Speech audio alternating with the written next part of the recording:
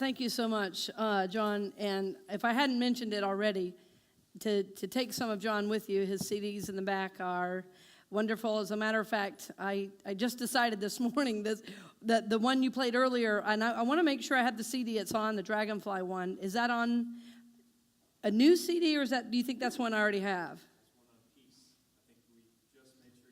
Oh, praise God. All right. Good.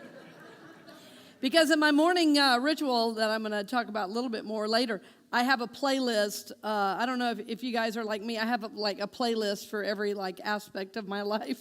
And in the morning, in my sacred spiritual focus time, I'm going to add that song, I believe, in the visualization. So today is our fourth week of this series that I've been very excited to bring you, and I'm thrilled for the feedback. Thank you so much for all of you who are doing such deep work. And I've heard from many people. I even got a letter in the mail of somebody who's doing the work and even doing the journaling, even though they can't be at class. They have really taken the teachings and are going very deeply with them.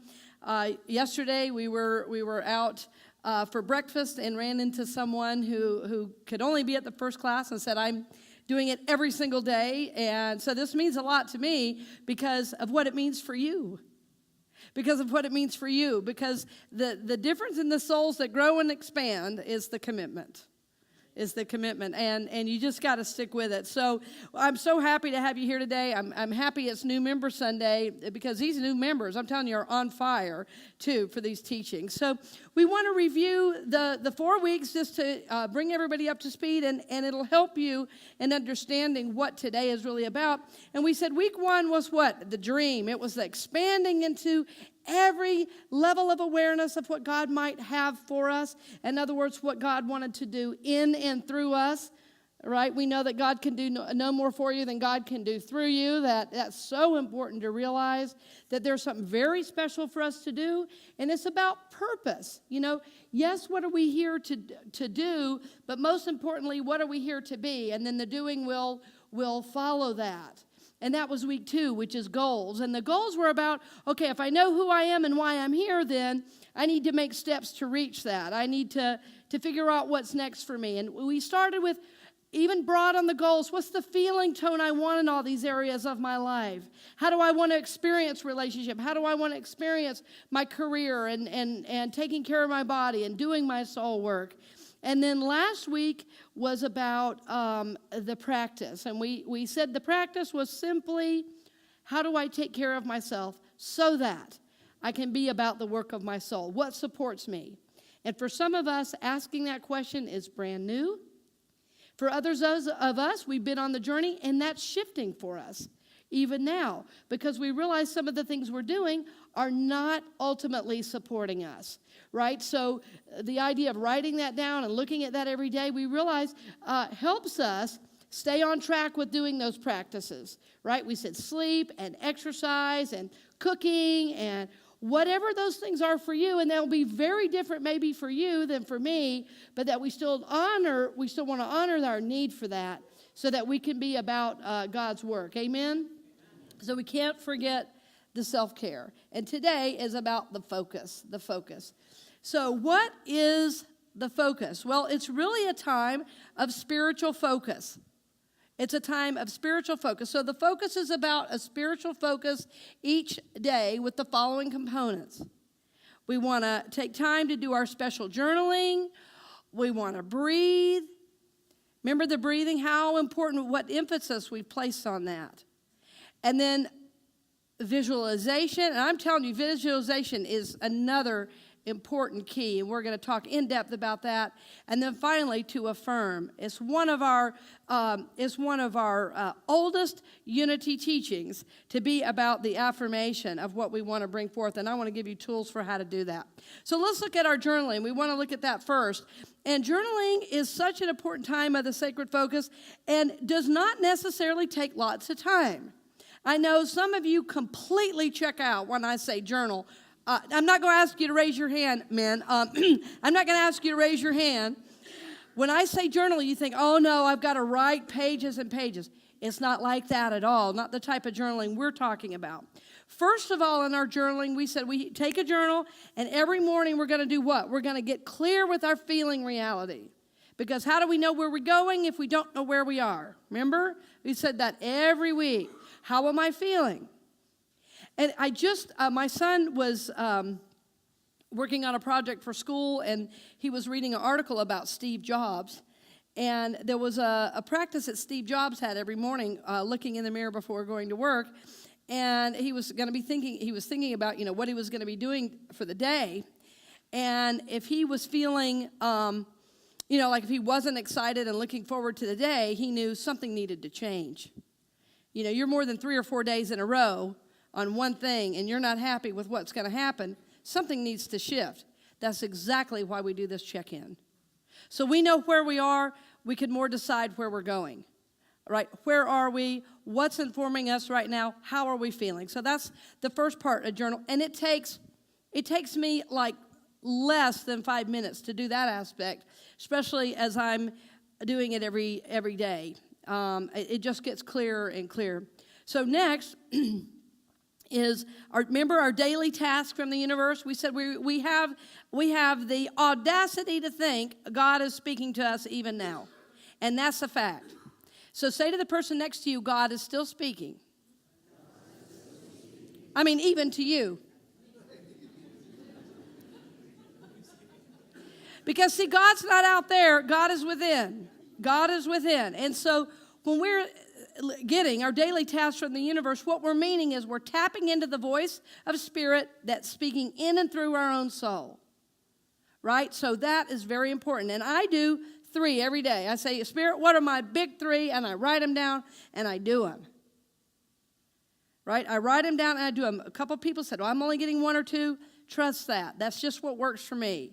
I'm just bringing you my process. If it slightly shifts, then by all means change it. Make it better. Make it yours. All right, so feeling, daily task, and the third one is our dream journal. And ultimately, our dream journal includes all the stuff we've been talking about. It includes our expansive dream. It includes our goals. It includes what are those practices and what are those things we're remembering to look at every day. And then finally, it will include the things you're going to be speaking, and we're going to get to that a little later today. So those are the 3 main journals that we're looking at every day. After we do that, the most important aspect of all of this is breathing, the breath. We're doing the deep breathing. Remember, we did it in practice last week where the reverse nostril breathing. And we do that because that connects us with Spirit. And in Unity, we talk so much about God within, but I love connecting with God without also. When we were little, we would go out at night and we would look up at the stars. And we were taught those were our ancestors. So that meant something to us. And often we'd even sleep out there. How cool. We had this little breezeway, and I'd take my little sleeping bag, and how cool to wake up and see a shooting star at times. Beautiful. I connect with Spirit that way. And when we do the deep breathing, so often I will get an image of the night sky when I'm doing that deep breathing like that. But we also do the deep breathing to connect with ourselves. And we know as we connect with self, what? It's our highest self we're connecting with. It's the highest aspect of us. And as we do this type of deep breathing, it begins to balance our masculine and feminine energy, which is what we want. We don't want to go around the world completely unbalanced. We want to continue to breathe, continue to balance, and it's a daily process. You can't force yourself into it. And as you do it every day, it just begins to bring into your life a new feeling tone. It begins to bring more of a balanced energy so that when things happen, we don't have to react so big. We can take it in and we can think before responding. That's what we want to do. That's why we do the deep breathing. So I want to really, really encourage you this week, if you haven't started it yet, to remember to do that every single day. And I do 7 minutes minimum a day. 7 minutes in the morning is a great way to start. And the only reason it's 7 minutes is because that's how long the track is I breathe to. I love that. All right. I want to go to the next one real quick because I want to spend some time on visualizing. I remember when I was in high school, and I made a good friend with a woman who played in the Atlanta Symphony, and she was a violinist. And when I was in high school, I loved music, and I was really thinking about being a conductor or maybe a professional percussionist. I wasn't sure, but I was really interested in music. And but my intended major, it was really funny, it was actually psychology. I don't think you knew that. And so as I was thinking about college, you know, I didn't know really where to apply, but I knew I wanted to leave home, and way far away. And my friend that played in the Atlanta Symphony said, I'm going to go see my parents. They live out in Washington. Would you like to go with me? And I was like, yeah. And so something told me, check out some colleges while you're there. So I went to my guidance counselor at school and said, I'm really interested in studying, looking at colleges while I'm out in Seattle. I know I'm just in 10th grade, but I'm kind of starting to think about that. And my guidance counselor said, let's get some names. Sure, because she was a little worried about me. I was in the pull-out programs, I was in the dumb classes, where, she can't read very well, let's put her here, and all that kind of stuff. I guess I learned to read finally, evidently. But anyway, so she was a little concerned about me. So when I had this idea about college, she was like, yes. So I went out there, and I called one of the schools, and they said, you're just in time. There's a conducting class right now. And I walked in, and I saw that conductor, and I said, boy, I want to do that. This is my school, and that's my teacher. And so I kind of caught a glimpse of what was possible, and then I began visualizing that. I'm telling you, visualization is powerful. And I had gotten information about 3 schools, but that was the only one I applied to. People said, you're crazy. Why are you only applying to that school? I said, that's the one. And somebody said, how are you going to afford it? It is like $40,000 a year. I said, I don't care. That's my school. So I did what every high school student does. I applied for aid and applied for scholarship and all that. Well, of course, I got in. And I remember right before I got the letter, I said to my dad, now what if I get this letter? I don't know if I can leave home. He said, honey, do whatever God tells you. I said, well, if they offer it, I'm gonna go. So sure enough, I got in. I spent my 4 years there and do my conducting work. I did become a professional musician. Everything I had dreamed about came true because I visualized it. But first, I had to catch a glimpse. First, I had to see what was possible. And amazing how the money showed up. I worked all through school. I was a hard worker. I worked full-time, went to school full-time, took more than full-time credits, took every instrument I could take. But I did it. And I got out with very little loans, only $7,000, paid that off almost right away. But it was because I was visualizing what was possible. And I had caught a glimpse. So I want to give you a quote from Charles Fillmore, our Unity's co-founder. Divine imagination is the chisel we wield in molding the paradise of our inner thought kingdoms. It is through divine imagination that the soul first gets the impulse to expand. Sometimes, though, we need to know what's possible. One of the reasons we meet in class every week, one of the reasons we have what we call accountability partners, is to keep opening up to what's possible. Sometimes we're the last one to see the gifts we have to offer, and sometimes we need to see those reflected. We need somebody to believe in us. Well, I'm telling you right now, I believe in you. Just like that song says. I'm not going to go into it right now, but I want to. So what are you thinking about right now that's possible for you? And visualizing This is not about bringing in more things. What is God wanting to do in and through you? You might be visualizing a wonderful relationship with your children or with your parents or with the world. This is not about bringing in stuff. We have enough stuff. There's enough. This is about what does God want to do in and through me.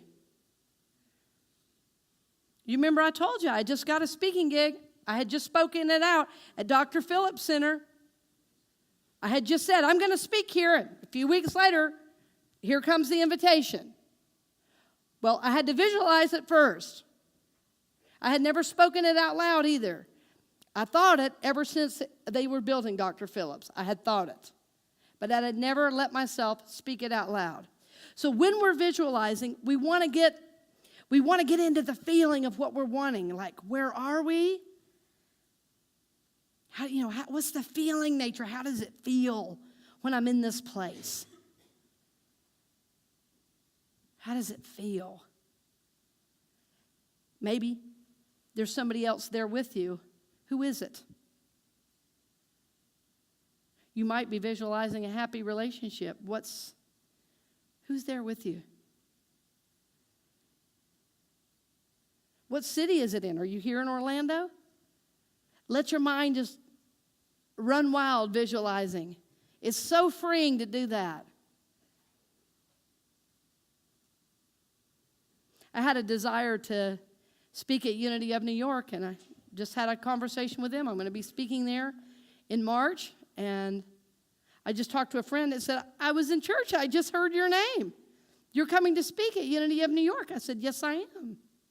She said, and you're doing a workshop. I said, yes, I am. She said, did you know they're charging money? I said, no, I didn't. How cool is that?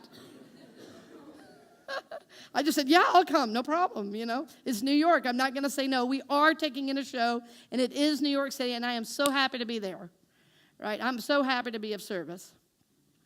So what's the surrounding area? Where are you? What's going to be happening? Who's there? What does it feel like? What does it look like? Allow yourself to really visualize. But again, before you visualize, make sure the breathing's done, because you want to be really grounded to spirit before you do it. Otherwise, the ego runs wild. I want this, this, this, this. As soon as it starts becoming about stuff, you're in the ego. Yeah, seek ye first the kingdom. All these things will be added. The things will come. Don't worry about that. Visualize what's possible for you and let yourself dream in that, right? Let yourself really, really dream in that. Now, as important as visualizing is, I want to give you one more aspect of it. Because we've been doing this a little bit in class, and we've found out using certain words help. Where it says, I see myself doing, it puts us there. I see myself accomplishing. Maybe you want to be teacher of the year, or maybe you want to have a #1 classroom. Maybe you want to take trips to Europe, whatever it is. I see myself in Europe having a wonderful time with the people I love. What is it? See yourself there. And then the last statement I put up was on purpose. Oh, well, the last two. I see myself meeting. I'm telling you, sometimes you just need to meet the right person for a connection. It's amazing how the right connection can prove to be fruitful in making a step forward. So who is that person? Even if you don't really need to meet them, just you visualizing it opens yourself to the universe delivering it to you. Very, very important. The reason I added, this is what I started to say, the reason I added I see God directing my process is because God's vision for me is always grander than the vision I have for myself. Amen? And so I just honor God directing my process. So that if something comes forward for me, I'm going to know what to do. I see God directing my process, which may mean I may need to shift, I may need to change. I see God directing my process. Why don't you say that with me? I see God directing my process. I see God directing my process. So when you get into visualization, you really just want to relax into allowing yourself to, it's an aspect of dreaming, but it's really based in reality. Like a trip I want to do, and I can't let go of it. I haven't put a date on it, but I see myself in Mongolia riding a horse across those gorgeous mountain meadows, going up to the temple and meditating with the master. I'm going to do that. I feel it and I see it in my mind. I can even see the kind of bridle, the way they tie their bridles is real different. And their horses are a little smaller than they are here typically, and they're real workhorses. These are real horse people.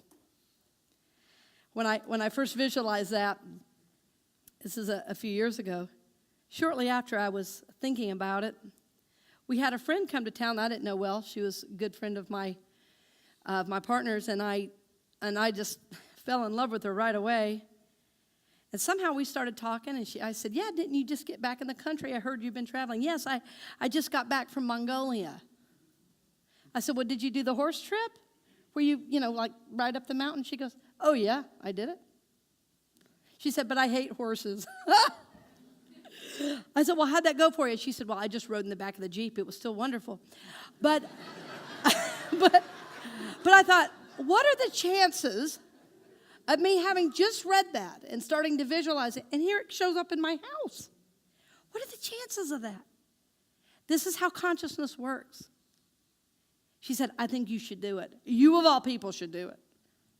And then she said, and take extra money. The gear there is ridiculous. How much you have to buy all this gear once you get to Mongolia.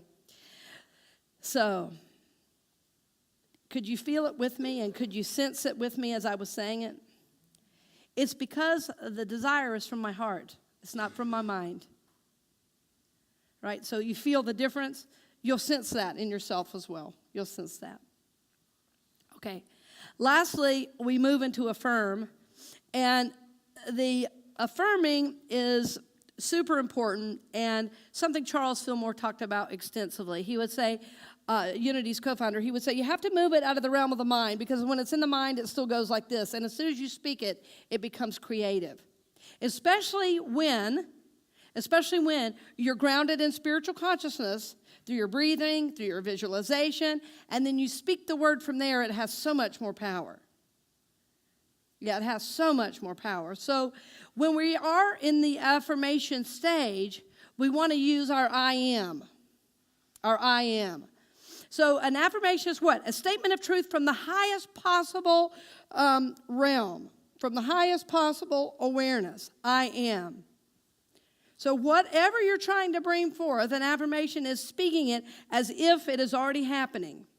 It's like you are calling it forth from the invisible down into the visible with the spoken word, right? Speak the word, speak your I am. And what do we usually say? I am what? I am what? Sick and what? We say that all the time, don't we? How about this one? I am too what? I'm too busy. I am too tired. Now, we don't want to freak ourselves out like, okay, every word I say, I'm causing all this bad stuff to happen. But we want to be careful and conscious about how we use our I am, don't we? So in this case, so I'm not saying the world is going to fall in if you say I'm sick and tired. Sometimes you are sick and tired. But you don't want to say it all the time, because then what are you doing? Calling more sick and tired right to you. Spirit says you're right. You are sick and tired. I'm really frustrated, really frustrated, really frustrated. I am frustrated. Spirit says, you got it. You got it. So what do we want to call in? What is our I am? I am what?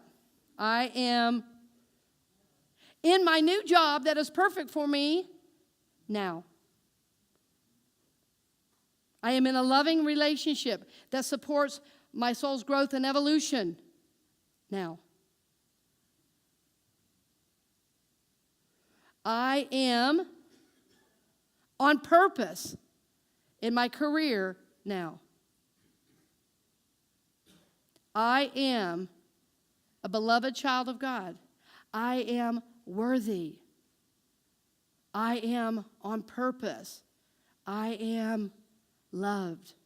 What is your I am that you want to claim? And so the idea is that this all circles back to, What was your dream and your vision for yourself? That's what we want to affirm. And one of the things that just came through for me, I don't usually share stuff quite this early, but the truth is, it's just so wonderful. I can't hold it back. And it's so simple. And it's slightly different from the I am, but this is what I am working with. I see divine opportunity. And just last night added the word now. I see divine opportunity, and then the next one is I say yes. Because often divine opportunity shows up and we don't always move, right? So I say yes. And I've shared with you about my friend who studied, remember, and wanted to do all those things. She wanted to speak, and she kept praying about it and kept praying about it. And then a church called her to speak, and she called me to celebrate. And I said, and what did you say? And she said, well, I told them I'd pray about it. I said, no, darling, you already prayed. Just say yes. This is it. You don't have to pray anymore. The manifestation has come. Say yes. Amen? So say with me, I say yes. Together, I say yes. So I see divine opportunity now. I say yes. And you will know what that means. You can apply that to any area of your life. I see divine opportunity now. I say yes. And I'm speaking from my I am, even though I'm not saying the words I am. Does that make sense? Yes. Yes. I am. Yes. It's implied. It's the understood I am. I see divine opportunity now. I say yes. Let's say that together. I see divine opportunity now. I say yes. And with that, we will move into our time of prayer and meditation. And I invite you to begin breathing deeply now. Reverend Charles Perry is going to come guide us in that. And John Two Hawks also agreed to play behind that. So you're going to have a beautiful meditation experience. If you have not checked your phones, please do so now. We want to make sure our time of meditation is uninterrupted.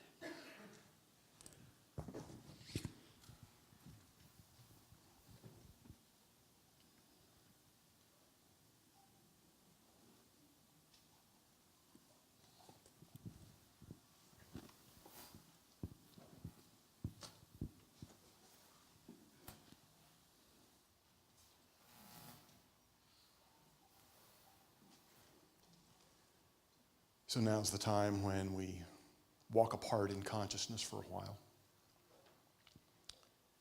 If you've not already done so, I invite you to lay aside anything that you may be holding in your hands, or in your mind, or on your heart. Take a few deep breaths.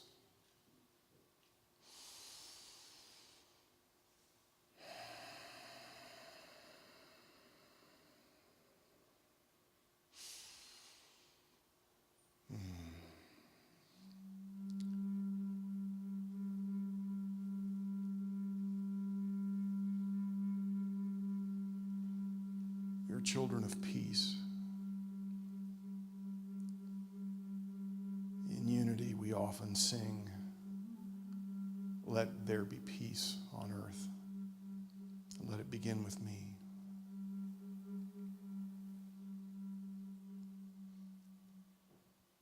But before we can create peace in the outer, we must create it in our inner realm.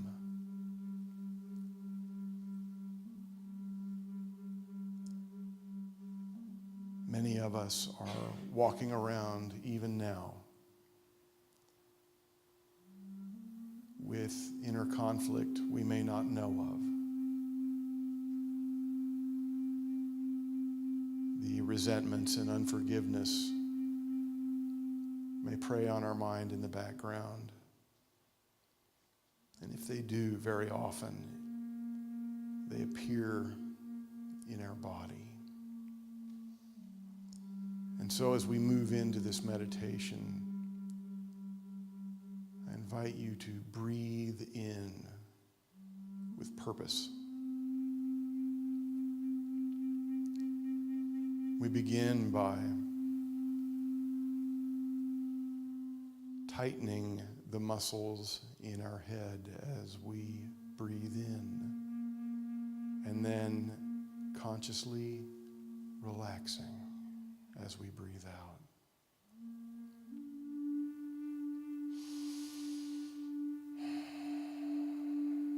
So many of us hold tension in our necks and shoulders.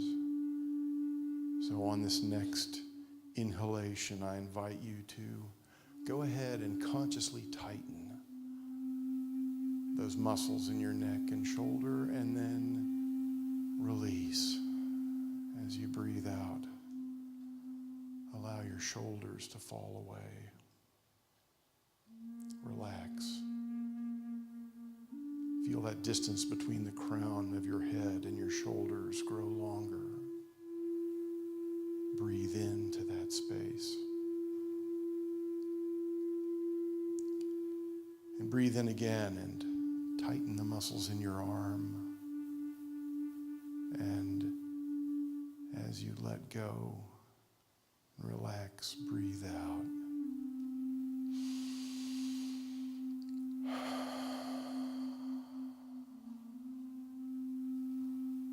Breathe in, tighten your solar plexus, the core of your body,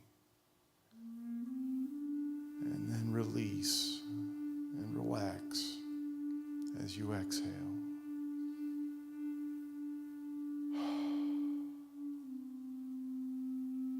Creating space, allowing the air to fill it. Breathe in again and tighten the muscles in your hips and your thighs. And then let go. Release. Breathe out.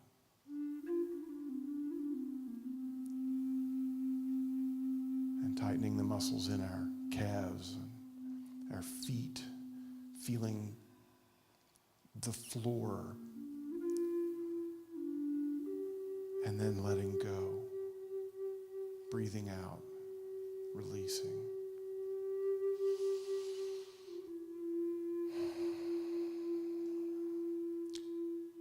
In this moment, you may feel a tingle throughout your body. And I invite you to let your consciousness explore to any place there may be a lingering tension or tightness. Breathe in to that and let it go. Just breathe out and release. And in this peaceful place, in this relaxed place, in this sacred space, we give ourselves a few moments for spiritual communion with the universe, with God, with all that is, as we rest for a moment in the silence.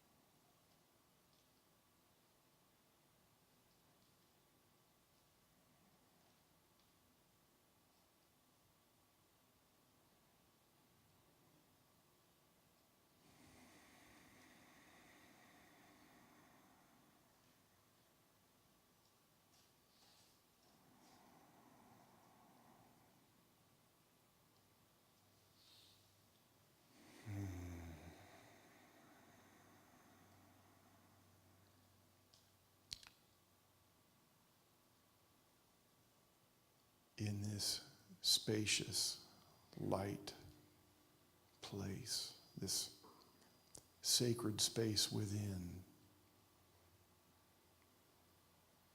this house of love, this place of joy. We connect with the divine, with the truth of who we are. We hear the urging of Spirit. And then we move into the world to act. Not from those places of anger, resentment, disappointment, but from this grounded, centered, loving space, this experience of the grace of God that is ever present when we release, when we surrender, when we say, "Here I am, and I am ready." For this presence, for this power, for this peace, we say thank you. Thank you, God. So it is.